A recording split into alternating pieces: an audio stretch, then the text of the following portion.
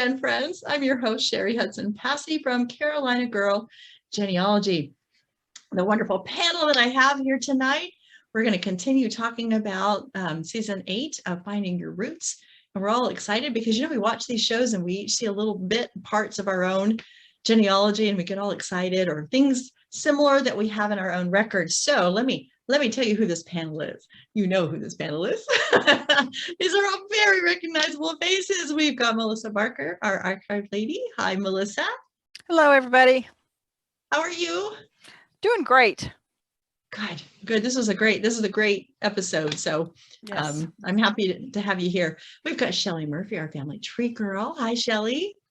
Hi, good evening, everybody. Glad to be here. Good to have you here. We've got Dan Earl, our family tree guy. Hello. Oh, how's it going? It's great. I'm glad you're here. We have got Mary Kircher Roddy from FYR Genealogy. So I'm excited because Mary did a little extra research. Are you surprised? We're not. So we are excited to see what she's found. And last but certainly not least, we have got Laura Hedgecock from Treasure Chest of Memories. Hi. Hi, greetings and salutations. Spoken like a true writer. That's what I was going to say. That's the writer in her. Yes. So we are going to be talking about season 8, episode 4. And the title of it was The Things We Don't Speak About. Is that right, Laura? Did I say it right? Things we don't discuss. Things we don't discuss. And then they also were talking about hidden things, and I think we've all got hidden things, right? In our that we've all discovered. They were like, whoa, lies. Who tells lies? Nobody tells lies. Nobody fudges ages. Nobody, they all do it. So I don't even know where to start.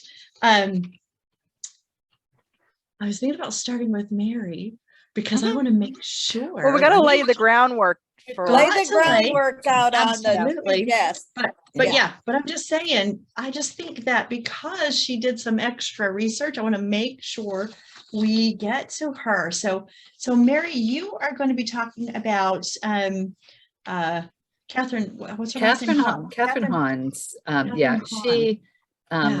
She has Irish ancestors. She knew she had Irish ancestors. And if you can't tell from my background, I have Irish ancestors too. And I love Irish research. I just finished teaching my AppGen class on Irish research. So when they start saying Ireland, man, I was like all over it. So yes, I will have some more documents than we'll have time to show, but I can show a few things. But you know what I really like about that is because when you do that, when you say, hey, I found some more things, that shows people that when you see a document, there's more to find from that document. Now, I'm pretty sure they probably did it on the show, but they don't have time to show us all that. But what I'm saying is what you're doing is you're giving everybody an example of what to do when you find a document and you go forward from it. Well, and backward. I mean, this is the one piece I'm going to say I was thinking about it as I was doing this. You're looking at it. And I mean, the name is Mary Daly and John O'Connell. I mean, it's not Patrick Murphy, but it's close. It's right there. I'm thinking, how do they know they've got the right people? Yes. But very interestingly, on Mary O'Connell's death certificate, there's some specific information on it that will, does really tie back to those people in Ireland. So, and it was she was fortunate that her descendants, whoever was the informant on the death certificate, knew enough to put something other than just Ireland. But that really enabled them to then be able to play on that. So, and she is great that her certificate had that, but you just always want to make sure that you are checking the whole family group, because maybe and I'm not sure, they said she didn't have siblings, or anyway, that was a longer story, but she didn't have siblings in Ireland. Where she ended up having a brother that she never met was when her mom and dad, the whole thing started because her mom and dad, her dad left. Yeah, she was only like 2, And they Yeah, and they immigrated in the height of the immigrated. famine and left her behind for, left her behind. Mm. Yeah. Yeah. With grandparents. And Mm. I can't even imagine. And it was during the potato famine. yeah.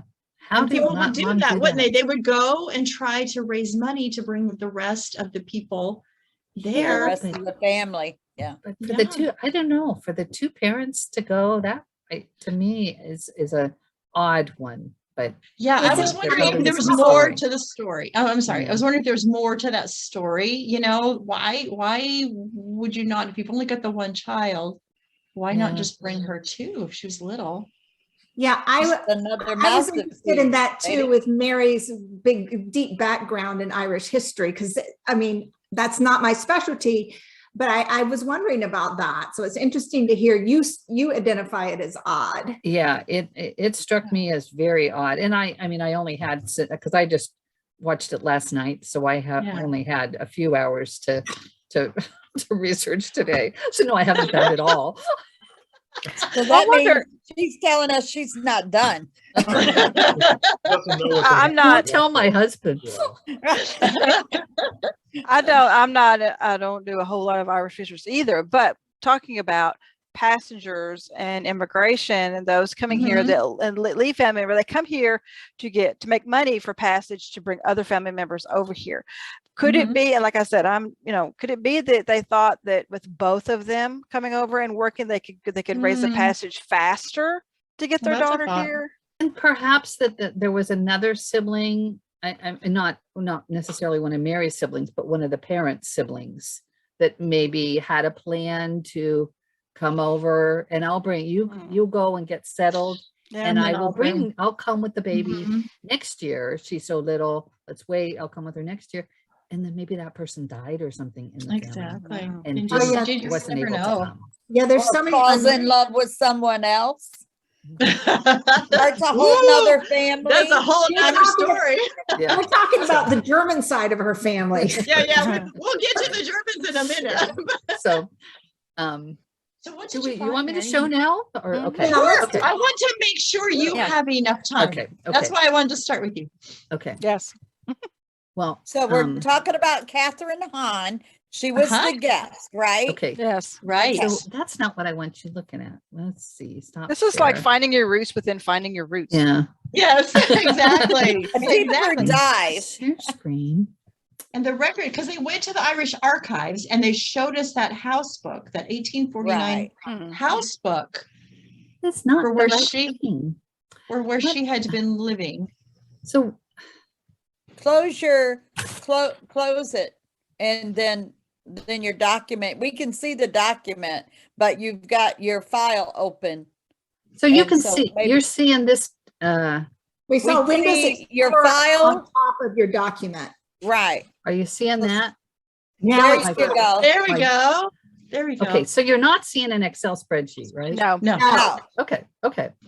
All we're right. seeing a valuation book. Okay, I'll show you the value. Oh, I wanted to show you was this. This is just the stuff that I found just Wow. last Wow. night, this Flowers. morning. So, Love okay. it. Like I said, never upset Mary. No.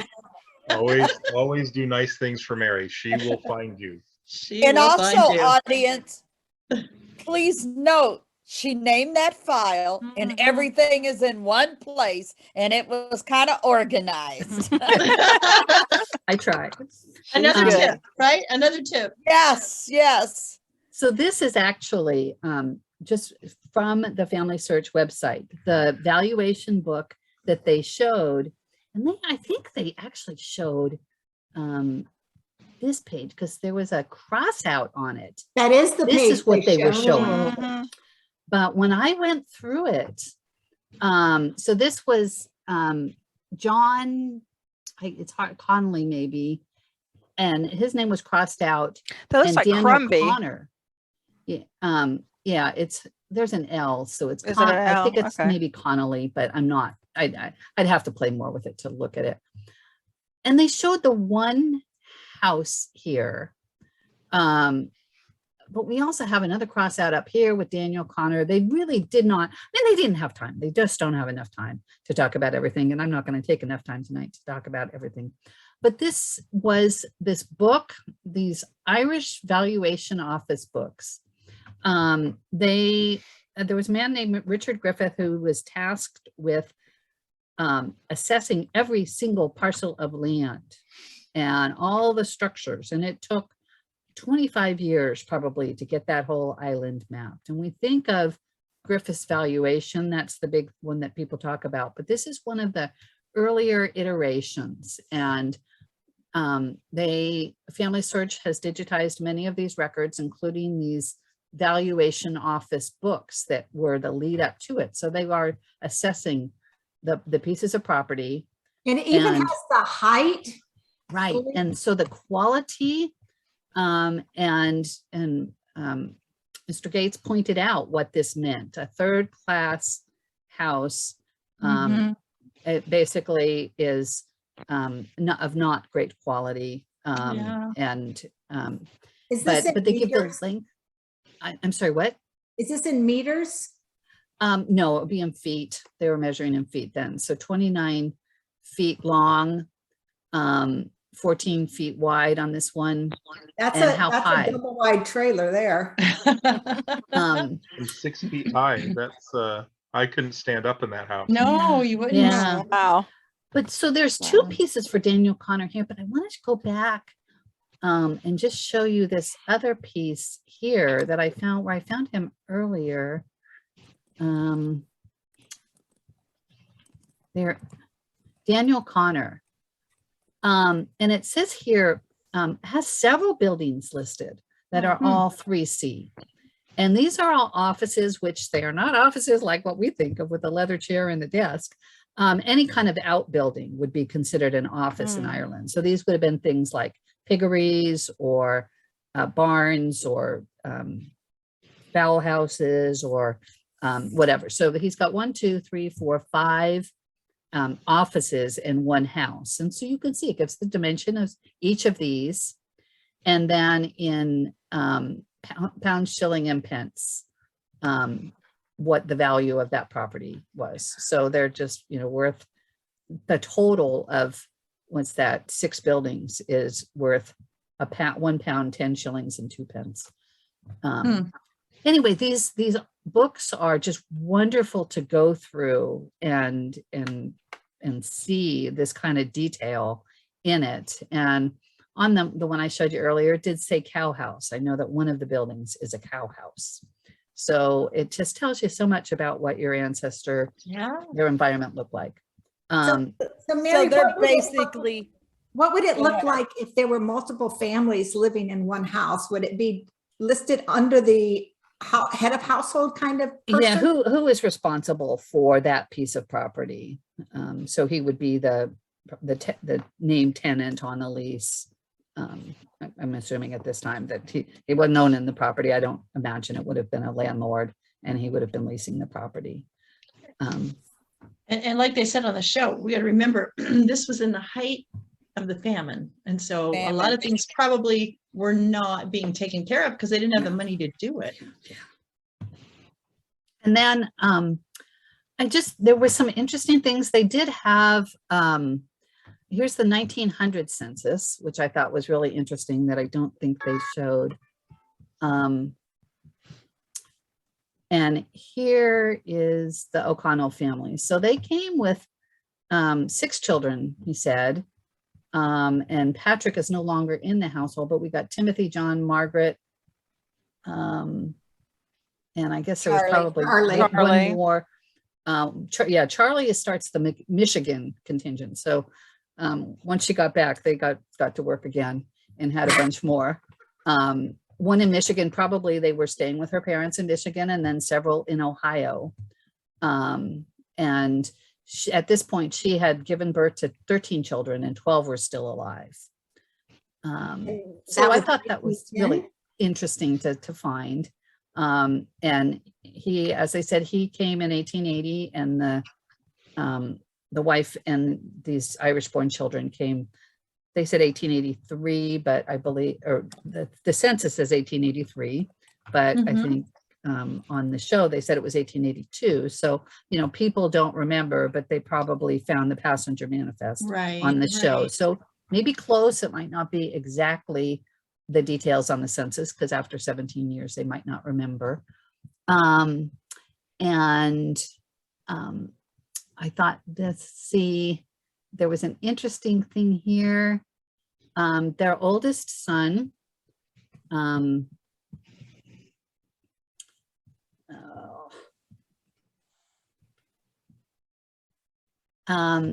their oldest son, Patrick, became a priest. And this is mentioning his ordination to the priest. And he's the first one from Lima, Ohio, or from this parish who has, it says Mr. O'Connell is a brilliant young man. And prior to beginning his studies for the priesthood, he followed civil engineering in Michigan and was rapidly climbing to the top in that profession, but gave up his bright prospects in that line for a higher calling. And then the super cool thing I thought that was really neat from that was, this is their 50th anniversary. We'll be re-wed by sun on Golden Wedding Day. 15 priests basically gathered to celebrate that. And he was the chief priest, if we'll call it. Anyway, and they had a dinner and 35 guests to celebrate this 50th wedding anniversary, which just love to find those. And she lived until like 1933, I think. So she had a good long marriage. But, you know, it's in addition to those happy times, they lost a number of children. Here was one, Tim, run down in the railroad yards. And both legs crushed. Right. Oh, goodness. That was, and this was in 1901. And then in 1909, It's at the bottom, Thomas O'Connor. yeah, well, here's the first one. This was in April of 1909. Youngest son of Mr. and Mrs. Johnny O'Connell died yesterday. He had been suffering with pulmonary trouble. This is in April of 1910. And then in November of 1910, Thomas O'Connell was called by death. So they had, you know, a 17-year-old and a 20-year-old die in 6 months. Just that it's just so hard. And both of them had lung trouble. Yeah. Okay, so it says white Interesting. plague. Was Yeah, that? I think that might be a reference to TB. Oh, okay. Yeah, White he was stricken with pneumonia. Following a critical illness, he recovered sufficiently to enable him to go to Albuquerque with the hope that he might regain his health. He returned home Treatment, last yeah. May, after which time his decline was rapid. So anyway, there's just so much to be found. And I mean, I could have spent a whole hour with Kathryn showing her all this cool stuff. So Yeah, really. if you're listening, Kathryn, just call me up. Anyway, She'll show you what else Yeah. there was. yeah. And, you know, Well- who knows? Maybe they found this stuff and maybe they didn't. Go ahead, Shelley. What were you going Right. to say? Oh, they had such other great Yeah. stories with the Yeah. yeah. Yeah. So But this was just a little bit. But That's what great, you Mary. looked at, and I made comment in the chat, you know, number one, I made the comment about the building types and stuff like that. That's also the government looking just like they did for our 1950 census. That's the first one right after the war. What's the structure? What's it made of? Is it a trailer? Is it a stick-built house? This, that, and other. That's the back of the 1950 census questionnaire, is all about the housing type, just like a little bit like what we just saw in Yeah. Ireland, what you were showing. Because I sat back and I thought, okay, well, what was going on? Why are they so wanting to know about housing type, how it's built, the dwelling, Tax but base. also Yeah. how Mhm. many are in that dwelling. I know on ours, we'll see how many people are in that household. And the same thing, it looked like we were looking at buildings also, in Ireland. So it's real interesting how the government is I don't want to say spying, but you know what I mean? They're getting down, you know. Well, it's incomes. Our 1950 census, we're getting incomes and jobs and the housing types. And again, right after the war, this is the first census. And I'm looking back, potato famine, you know, was that taken during or right after? No, this would have been taken before the famine, most likely. Okay, so they then were they got assessing the stuff buildings. to measure. Yeah. And then you went into newspapers, you know, pointing out the fact that, and you're getting more info on children, you know, and stuff. But also what was interesting was, and I keyed in when you said about this is the Michigan line. Well, looking at the births of the children and where, and it's not where the parents are at or where they're reporting from. So what there's a whole nother step for people to look at, because you had Michigan, Ohio, and of course they're all from the parents to Ireland. They had said on the story on the show that her parents had settled in Michigan. They did. So they must have come from She must come from Ireland with the new kids. Ireland, right there. Gone and lived with her parents or near her parents for a while. At least that one baby was born in Michigan. Right. And then he probably got a job in Lima, and they moved to Lima and had spent the rest of their days there, I think. What I found touching about the story too is how many, it was like 30, 40 years before she saw her parents again, because, you know, she'd been left. I think it was over 30. But yet she was taking care of her mother when she died. Yeah. So whatever problems they were solved, and everything was to the point where she felt like she could take care of her mom. And I thought that was really sweet after that whole, you know, I mean, we don't really know why that she was left and why it took that long. And, you know, if they had contact with each other via letters or something like that in between. But I just thought it was sweet how they ended that with her taking care of her mother. Yeah, I really liked that. But have you guys noticed, okay, thinking about what Mary's looking at, and we're talking about those early 1900s, the time factor, because we're definitely we're complaining if we don't have stuff in 24 to 48 hours. Think of the message. No, seriously. Well, you're right. You know, you're right. I'm thinking, you know, I'm in Michigan and I'm communicating to people in Ireland. Back then, it's not even going to be a week. No, you know, months. I dropped my paper. Months. Yeah. And think about the tragedies you brought up about the children and information getting back, and it's also almost kind of sad just in that whole scenario, just because we're more spoiled now with technology that urgent census I have and everything now. People didn't live that way. You didn't get it. Well, even when the one Bernard died in April of 1910, I mean, the newspaper article said there's a brother in New Mexico who won't be able to make it home in time for the funeral. Yeah. Okay, but the opposite is, so on the German side of the family, I was gonna say, let's move over to the German. all that lack of communication, etc., worked to the guys, to her great grandfather's advantage, and to her great grandmother's disadvantage. Yeah, lack of communication. I don't know if they did cover it. I mean, obviously, this was something that was never talked about, because I don't know that anyone other than the two people involved knew. But basically, the great grandfather took up with the lady next door. 17-year-old lady next door. Yes. A little French which girl. they made a point of. They made a point of. It wasn't. Ooh la la. It wasn't illegal. You know, they didn't do anything. Part wasn't illegal. But what I thought was interesting is they started with the census record in the United States and said, here's your great grandfather, and then here's his wife. She had never found out the last name. Husband. She's 17, you know. Now, the first wife that got abandoned, she never in her life figured out what happened. Right. She didn't. Yeah. So, and it was true for Pamela Alden too. I mean, it's a family secret that within a few minutes, you find out, oh, your great great grandfather was a baker. Cool. And then He was a rat.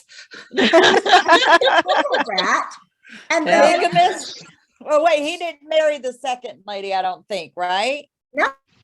Because he never. Well, I don't know. If you're married in another country and you come here, is your marriage license valid in the United States? I would think 17? so. I don't know. I'm asking. I don't know. You bring He it up. knew he like, was. He knew he was married. Well, if you think about our driver's license, you get them for the state that you're in, but there's that collaboration from state to state. Yeah, what about, he said in Yeah. his obituary, there was no mention of the previous family, Of meaning the other Yeah. family. that meant he wanted to keep it a secret. But I kind of wondered about that because for most people, it is not the deceased that writes the obituary. Right. Correct. And Oh, so this Right. woman has lived a life as the faithful wife to her husband. And the last thing, whether he wanted to come clean or not, the last thing she's going to reveal is, oh yeah, and I lawed him away. No way. Yeah, because they were in Germany, in Cologne. He was married. He had all these children. Yeah. And he just How many disappeared. kids did he have? I forgot. I think 5 it or was 6. Mhm. Yeah. So he disappears, and then of course so does the 17-year-old next door. So everybody they had to have known that he left with the 17-year-old next door. They just at that point, I mean, really, hello, but Or there was a whole bunch of talk at night, you know, and stuff. So oh, she and it just, just you got to didn't make come out. baguettes at the bakery, dear. It's something like that. And they're it's Right. like ghosts, you know, he's like kneading the dough and she's, you know. Yeah. Mhm. yeah, But and again, so I mean, if both of them disappeared at the same time, Yeah, I'm sure. absolutely. I hadn't Yeah. thought of But they just didn't, like you said, with the communication. I mean, they're Yeah. not going to know where they went. There may have been rumors. Oh, they got on the next ship out and they went to America. And he didn't America's change a his big name. place. They couldn't get onto Google and look up and see where they went. He had Exactly. no Mary. They had no Mary to find them. So yeah, I just can't even imagine. But I have that story in my family. I have a great great grandfather who disappeared, and everybody thought he died. And then when the Wiki Tree did my genealogy through DNA, they found, oh no, he went to Georgia and he had another family. Not that uncommon, actually. Not that I uncommon. think it's more common than we think. I think so Oh, too. it was very common. Don't know if Yeah. anybody used to watch Sex and the City, the series, but Samantha was on Who Do You Think You Are? Do you remember? I can't remember Yeah, her yeah. real name. Kim She was Cattrall. Samantha. What is it? Kim Cattrall. Kim Cattrall. Do you remember her story on Who Do You Think You Are? And finding that great grandfather had another family in Yeah, Australia. I think it happens a left lot. Family. Yep. And then they finally all connected. It was a great research story, Yeah. but oh my God. And she called him a name too. Well, they thought they were going to get away with all this stuff because nobody ever thought about DNA. Oh, yeah. Exactly. Nobody, lots Exactly. of family secrets are going to be coming out through DNA. And so that brings me to, we had, whose DNA? It took them 5 years. It was Pamela. Pamela's. Pamela. Yeah, because Pamela. Yeah. the English don't test. And so she Yeah. went into this wanting to know if her grandfather, her mom's father, was her biological grandfather because she'd heard these rumors. And so my first thought was DNA test, duh. But apparently Not back she then. said 5 years 5 to years. do That's that what DNA. matched. And see, to That's me, instructive too, like that. that's a Hang on, little, Dan. Hang on, Laura. What'd you say, Dan? I said that's instructive too. That some Yes. people go into a DNA test and think that they're going to just have the Mhm. results just Great spill out. point. Yeah. Great point. Exactly. It's not the case. Sometimes you just have to be patient and persistent and become friends with Mary. And then And you gotta work that genealogy Yeah, you gotta too. work the Then you paper call trail. Mary. Yeah. Well, Everything. but the other piece too, I mean, because we're talking about English research, Mhm. and the English do not test as much as That's in right. the US. So there would be a lot fewer Because they matches know they there. got secrets. Yeah. That's why. Everybody, but No, Go ahead, that, Laura. Don't, Abby, yeah, too. living DNA and one talk they gave said the other interesting thing about the DNA market in England is whereas here in the US, 80% of the people that test don't want to find matches. They just want the ethnicity. That is Mhm. flipped in the UK. yes, and The it makes people that sense. do test are very serious about getting their matches. They test for a reason. But what the other thing that I thought was really significant here in the whole DNA thing is there was a suspicion, there was a specific question that she wanted Yes. confirmed. Yes, Which yes. She was going in eyes wide open. I may find out something that is not what the family passed down. So I think it was a good example because some people do a DNA test and they get really surprised. Right. But she was coming into this completely open to tell me about the family. I've heard some rumors. Heard some rumors. And what I loved about the story, her story too, is that they were able to trace a cousin to the Oh, the United States. 83-year-old half sister. Yeah, The her cousin mom's to the half half-sister. sister. Yes. Her mom, they found out her mom had a half sister. And so how That fun was is that? And so she beautiful. provided some photos and things like that, but they hadn't met yet. And she said, she doesn't know who you are. We haven't let her know who Yeah. you are, but Yeah. I'm sure they've probably met by now. But Oh, how by fun is now, yeah. that to be able to find that and get more to the story about who he was as a person and photos and all that kind of stuff. So I thought that was really, really cool. But I didn't just 5 years. I just thought they must have started this a long time ago and they've just been itching to get her story on the show. and I wonder again- what the longest has ever been. That'd be kind of a fun thing to know what the Yeah, that'd longest be- the process has ever been. So I was interested in talking about her paternal side. Yeah, go ahead. Oh, her dad. Yes, because I thought there were several really poignant things. One, when she found out that her great-great-grandfather was a rabbi, and she got this beautiful Hebrew stone that had been trained, and it told his his ancestry as well as the fact that he was a rabbi. And I think, to me, she seemed kind of sad about that she had never pursued her faith because she didn't know about that as a part of her ancestry. Yeah, You know, I she said think- she would have paid more attention and listened. Right, and she would have Had said she stuff. not- And then when they told her, and I don't want to give it all away because people should watch the show, that there was a tangible connection to the Holocaust, as Dr. Gates called it. I wrote down what she said because I thought it was really cool. She said, "It's amazing to me how little families know about stories and how we accept the crumbs and we don't preserve their story.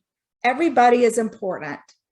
But I loved we accept the crumbs. Yeah. I thought that's it. That a lot of people, very the true. story got passed down. I don't need to pursue it more. And it is so possible now to learn so much more in a lot of cases, maybe not every single one.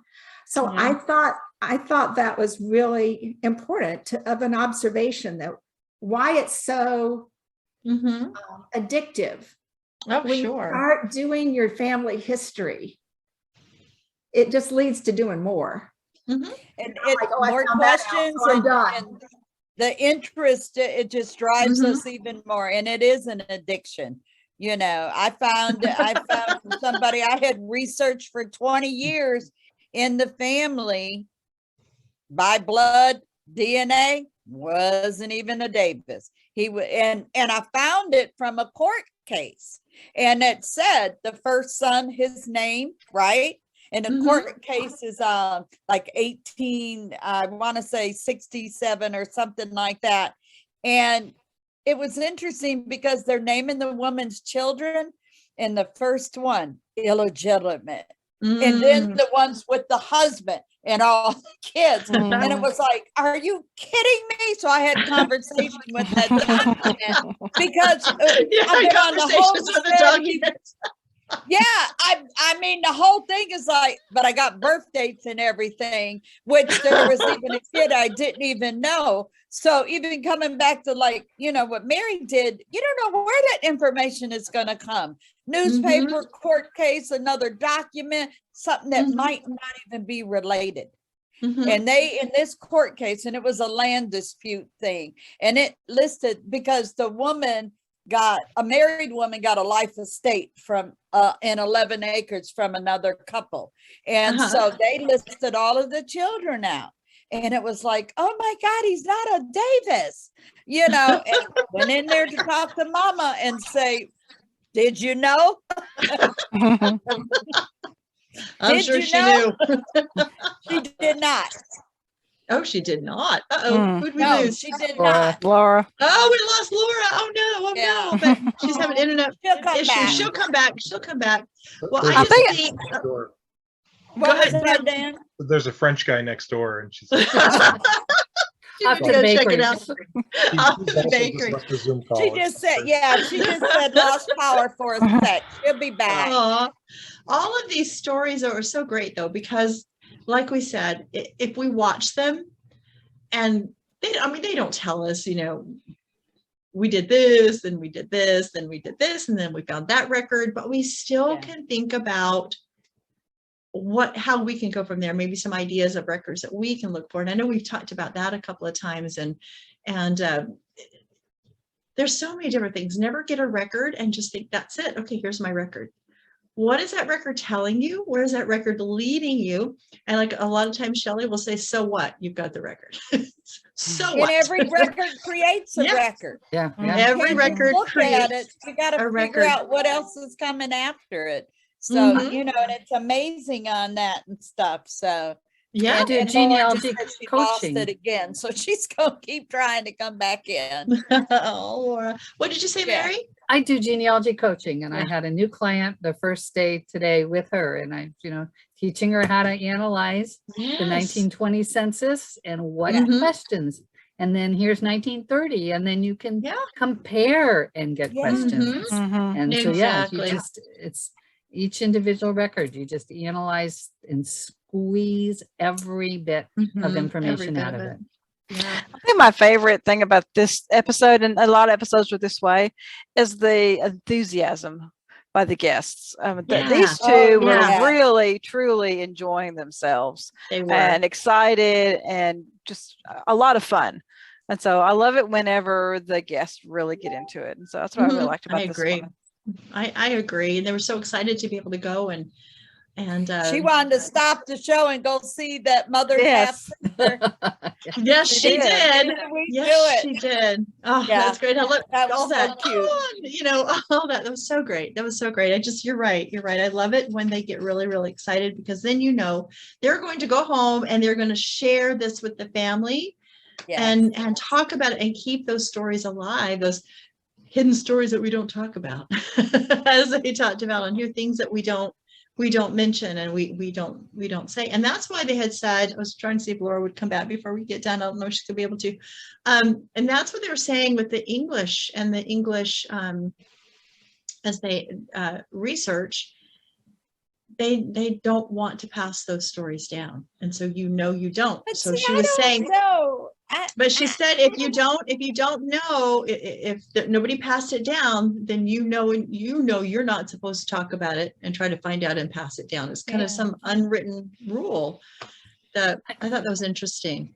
And Shelley, you look like you're going to say you think we're the same, but I lived in Ireland. Mm-hmm. The attitudes of people in Ireland, I'm thinking they look just like us. It's very different. Yeah. And I lived in Australia. We've been really fortunate on a couple sabbaticals, and it's different. So those attitudes that they carry are not, some of the deep-seated things that we just take for granted. It's a privacy thing, and I don't want to say shame or embarrassment, but that's really what some of these things could be. But I think of the English, and then I think of the DNA that comes up, because even in my own personal thing, I've got so many of the Great Britain, Irish, Scotland, but mainly England, DNA matches. Somebody's tested, because there would not be right. Exactly. Right. But again, those stories aren't coming with that DNA test. Another story is coming with that DNA test. You know what I'm saying? Because you got a whole nother story that's coming. But I just didn't see, I guess it's more the privacy, I think, not passing things down and stuff. I got her. And so we're all letting her in. Yeah, but I they do have English. They are doing the English. Who do you think you are? They're doing those types of things. And I'm wondering if that's what is starting to bring people more into my past, my heritage, right. Living DNA. They're predominantly over Great Britain, type resources. So I guess we want to say that if you're trying to make those kind of connections over in Europe, just be patient, like Dan was saying. It's not the way it is here. Yeah. Well, does anybody, Laura, I'm so glad you got to come back for us to say goodbye. I'm so glad we got power back. I'm glad you did too. Not the night that we want to lose it. Is there anything else that you guys can think of from the two stories that we missed that you wanted to talk about, or a record or anything like that they showed them? Well, go ahead, Laura. I really like the way they started out talking with both of them about their parents. And I did notice that in both cases, the parents supported them in their careers and told them to nurture their dreams. Yeah, that was great. And they're both in careers that aren't known for being easy to be successful in. Right. So I did like that that they started at home, because that's the way that's the way the stories happen. That's the way the research starts. So I did like that about it. Yeah, that was great. Anything else? So what was your biggest takeaway, though? For me, the biggest takeaway is, that our ancestors were imperfect. Yeah. It is something we see over and over again in these shows is people get introduced to an ancestor, and then they're ripped away from them. They find out about the terrible death, and it's a hard way, in a way, to grasp your ancestry, for it to be in one big reveal, versus the way we've all done it is learning a little bit here, a little bit there, and to get it all coming back at you at once. And both of these women, were very gracious and accepting of what their ancestors were and who they were. And neither one of them acted like, that it's not it wasn't my sins. Right. And they both said, if it wasn't for these things happening, I wouldn't be here. Yeah, correct. So, my takeaway too is that, and this is one of my fairly new presentations I'm doing in 2022, is we don't have boring ancestors. I saw that you're doing that one. Yeah, I think that's cute. So, and I've heard genealogists say, "Oh, I don't research this one because they're just boring. They're just an old dirt farmer, or they didn't do anything, or and this is, they didn't even know. These two people did do nothing before they sat down to do this, and then to find out all that they found out. Well, it takes some digging, and it takes some research, and it takes and we all lead interesting lives in our own way. Some of them are a lot more interesting than others, but they're all interesting. And the French man next door. Yeah. So that's why I challenge genealogists to keep digging, keep looking, because we don't have boring ancestors. Everybody's got a story. That's right. Everybody's got a story. Laura said that earlier. Yeah. Everybody's got a story. Doesn't matter how little or how small, but it's pertinent. that you know what I Yes. mean? Well, It's it shows it us who contributes. we are and it grounds Yes. us. And I think we've It heard that so many times is these are real people. They're not just these names they Yeah. start adding to a chart. These are real people. And I came through these real people and I'm who I am because of these real people. So Or Right. despite it was- of, or or despite in of, spite of, oh, Yeah, that's right. yeah, you know? Absolutely. Yep. Yeah. Absolutely. And to your point, Melissa, one of the things I like to say in my workshops is if you look at the list of best-selling memoirs, most of them are about universal human, experience Mhm. versus something extraordinary that only a few people do. That's Right. true. That's true. That's a It's good that point. Universality, is that the word? I'm making something up. Sounds good. It's that connects because we Yes. don't connect to someone who did something we can't imagine to doing as Mhm, much as we connect with an ancestor that we could so easily imagine having to walk in their shoes. That's a I good have point. I researched my family, my husband's ancestry, and his third great grandfather, and I've used him in a lot of my presentations, but he came to life to me when I found in a manuscript collection at an archive here locally a receipt where he purchased a Louisiana lottery ticket Oh, wow. in 1888, and that right there was what started me on my journey and on my soapbox How of you cool don't is have that? born Fun. ancestors, you know. And So so that's fun. out there it just, and that just, it snowballed after that. But I finding know. that made me really realize that our Yeah. ancestors do things without putting it on a document, an Yeah. official document, or getting in the newspaper, you know, but maybe you'll Mhm. find it in a diary or a scrapbook or Sure. a manuscript collection or Yeah. a You receipt just never or an know. invoice or who knows what. You might get really lucky and they might be a criminal and you'll find everything about them. Yes. You guys, this has been And you know what? You know what? It was on my grandfather, so it wasn't that long ago. He died in 1942, but he was a farmer, and in some transaction they were selling stuff. This is all in Michigan, and he had names to the horses and the animals that they had. So you know, I went and got Yeah, pictures of of these course. things. Yeah. You know, the certain kind of horse Yeah. and whatever, and did a Right. blog on it. Right. You know, I'm sitting here knowing Yeah. who my grandfather's animals were Yes. on the farm, but it was interesting to me. And then all the grandkids and other, you know, kids in the Yeah. family thought it was cool, but it only meant something to the family. Just about, oh, he had a horse, oh, he had a Yes. cow, you know, but he named them. That's And I so thought, fun. okay, that's cool. Well, as we end this tonight, I'm listening to all of y'all and I'm thinking, you know, that's the fun of Genealogy TV, because it gets you thinking is. about your Mhm. family, and it gets you asking questions about your family, and you get excited about wanting to see what kind of stories you can find Yeah. about your own family. So I think that's one of the joys of watching it, is Yeah. listening to their stories. And of course, then Mary gets her joy from going and researching and more researching.